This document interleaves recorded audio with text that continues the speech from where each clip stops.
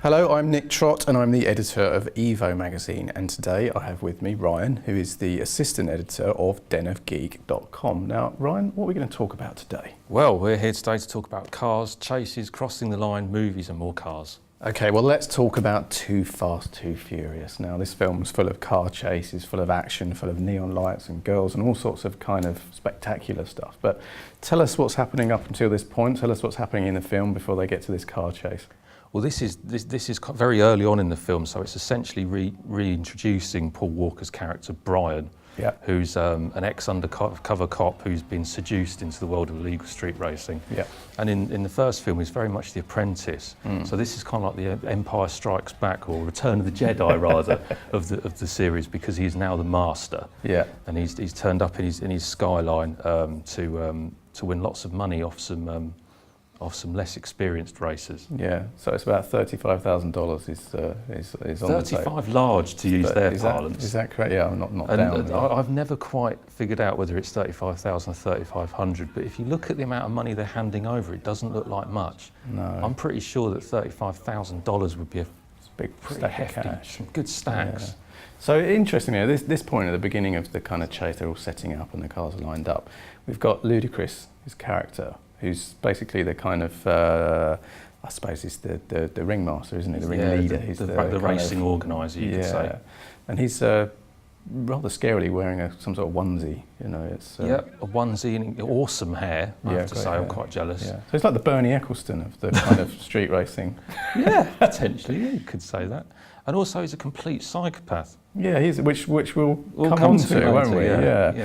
So the cars line up. Interestingly, the cars, true street racing cars, you know, kind of import cars. We've got a Toyota Supra, we've got a Nissan GTR, R34 GTR, we've got a Honda S2000. What else have we got? Mazda RX-7. Mazda RX-7, So really, you know, they've been quite loyal to those that follow, you know, the street racing or the drift kind of vibe, you know. And when the car's driving at the front, you've got all the nitrous oxide that's purging, and it's kind of, you know, that kind of can happen, but they've exaggerated it to give it this sort of dragon, sort of snorting vibe kind of thing. So that's quite cool. And then they line up on the start line, and then what happens? They're off in a blur of neon and nitrous and testosterone, and keeping it really low key so the cops don't attract any attention. Exactly, the kind of the most brightly coloured, showy cars in the city. They've shut off quite a large part of Miami as well for this race, because as well, it's worth noting that the first film, they were drag races, they were straight line races. And in this one, there are bends, and you know they've created a course, which is obviously takes a lot more planning. That's quite cool. You know, if you're a petrol head as well, because you're kind of hopeful that you'll be able to see the different handling characteristics of the cars play out, you know. So with the GTR, you've got something that's four-wheel drive and should have loads of grip, and you've got the S2000 that hasn't got a huge amount of power but should be quite grippy, you know, and the RX-7's a mix between the two. So it's really quite cool. I think you kind of start to see through some of the neon and all the other kind of stuff going on. You start to think, oh, this is quite good. And actually the sound, the engines, is pretty realistic. You know, I've heard some really highly tuned Japanese performance cars in my time, and they do sound, you know, you get all that chirrup and chatter of the wastegates when the turbo is dropped out of kind of its boost zone, and the gear shift sound and everything. There's a lot of changing up and not a lot of changing down, I've noticed in this scene. They're kind of noted for that, aren't they? The Fast and Furious films. They're kind of, the whole series is kind of like the 12-year-old's fancy of what driving is, rather than the reality, which, you know, which is good. It's fun. It's kind of like they're almost sci-fi films, especially these early ones. You know. Well, talking of sci-fi, the moment when they use the nitrous oxide. I've got to talk about the nitrous oxide. I mean, is it really like that?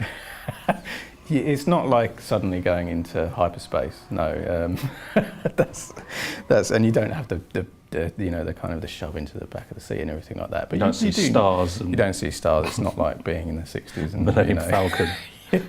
But you certainly get a boost, you know, and it's not very long. That's the other thing. You don't get this long surge of kind of like power, but you certainly feel a bit of a kick. You know, the problem with using nitrous oxide too much is that it basically sort of overburns the fuel. So you can, before long, you can blow a piston or something like that. So you just have to watch not blowing the engine up, really. So, but this chase, it's whittled down, isn't it, until our hero is up against. Well, it's funny really because it's the RX-7 and the S2000. The S2000 driven by Devon Aoki. They don't get a look in really. No. They're kind of fighting futile battle for third place. I'm not quite sure why. But so it's basically between Brian in his Nissan and the Supra. Yeah. And they change positions. Yeah. But then the race kind of takes on a darker hue. Yeah, it's like any car chase, isn't it? That moment where something happens, somebody makes a decision where they're gonna push it, they're gonna cross the line, or and actually it's neither of the drivers. No, make it's this actually decision. it's the ringleader of the madness himself. It's Ludacris. Ludacris, yeah. Who decides to raise a drawbridge to spice the end of the race up a little bit. Yeah. And I think he even brags to the crowd. He says, "I told you I got a surprise," or something, words to that effect. Yeah. But it raises the question: why would you turn a race into a potential murder scene? Yeah. Well, that's the lengths that he'll go for race promotion. If only Bernie Ecclestone had the same vision. Is that what you're suggesting? Next Grand Prix? No, well, a random bridge gets raised. Yeah, but that's it, isn't it? And off they go. The cars jump over the end, and then I'd like to think that it's the superior grip and handling of the four-wheel drive GTR that allows Paul Walker to win in the end, but.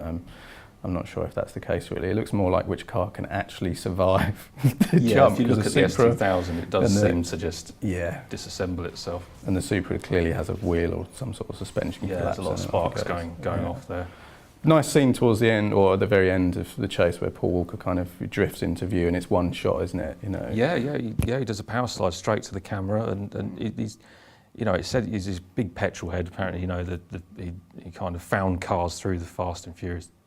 Doing the first film, and you can see in this one that he's a good driver because he does that stunt. Apparently, he did it in one take. Yeah. I interviewed him at the time of the film actually, and it was his introduction to the world of kind of performance driving, and he did admit to a few accidents before he actually sort of nailed the scenes. But after that, he's continued to be a big petrol head. So. He's kind of got the ideal job, really, isn't he? Surrounded by beautiful women, allowed to drive fast cars. And probably paid a load of money for it. And his best friend's Vin Diesel, who can probably, be his bodyguard. Exactly, yeah. Where did it all go wrong for us? Don't know.